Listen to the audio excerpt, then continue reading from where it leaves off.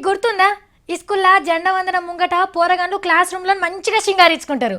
మంచిగా జాడకట్టలు తీసుకొని వాళ్ళ రూమ్లో నాలుగు ఊడ్చి సర్పేసి కడిగి దర్వాజాలకు కిటికీలకు రంగు కాగితాలు అతకబెట్టి నీటు కనబట్టట్టు తయారు చేస్తారు.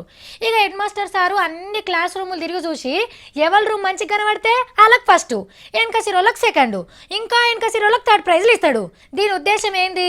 పిల్లలకు శుభ్రత అలవాటు చేసుడు. ఇప్పుడు మన హైదరాబాద్ కూడా గిసుంటిది ఒక గమ్మతి ప్రైజ్ వచ్చింది, తీసుకుందావా? మురికి మీద దండయాత్రల మనకు 3వ ర్యాంక్ వచ్చింది. అబ్బా అవునా, మన పట్నం గంతగానం తేటగైందా అని మురవకుండ్రి.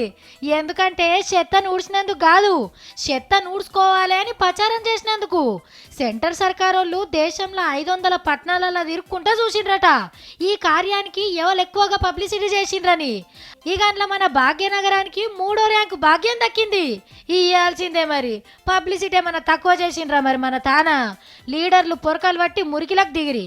ఇక చెత్త అంటే ఏందో తెలియని సెలబ్రిటీలు కూడా చెత్త కుప్పల చెమటలు దారపోసిండ్రు. ఇవి చూసి జనమంతా అబ్బా గా హీరో మేకప్ వేసుకొని వచ్చి చెత్తుడిచిండు, అరే సూపర్ రా, గా హీరోయిన్ చూడండి పొరకబట్టి రోడ్ సాఫ్ చేసింది.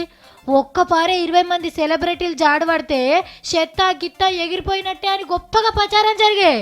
యాక్టర్లే కాదు, డాక్టర్లు, టీచర్లు, లాయర్లు, పోలీసోళ్ళు, ఆటగాళ్ళు, పాటగాళ్ళు అందరికందరూ చెత్తల కాలు పెట్టి చెప్పలేనంత ప్రచారం చేసిండ్రు. ఇవాళ పట్నంలో స్వచ్ఛ భారత్ కార్యం అంటే ఏందో తెలియనోళ్ళు లేరనుకో రాదుండ్రి. కానీ ఏ మాటకు ఆ మాటే చెప్పుకోవాలి. పబ్లిసిటీ పుల్లుగా వచ్చింది కానీ ఏడు చెత్త అనే ఉంది. మంచి కార్యం అని తెలిసిన వాళ్ళు కూడా మళ్ళా రోడ్ల మిన్నే చెత్తేసిపోతుండ్రు. అవగాహనను ఆచరణలోకి పెడితే ప్రచారమే కాకుండా మురికి లేని నగరాలలో కూడా మనం 3వ ర్యాంకు తెచ్చుకున్నాడు పెద్ద కష్టమేం కాదు.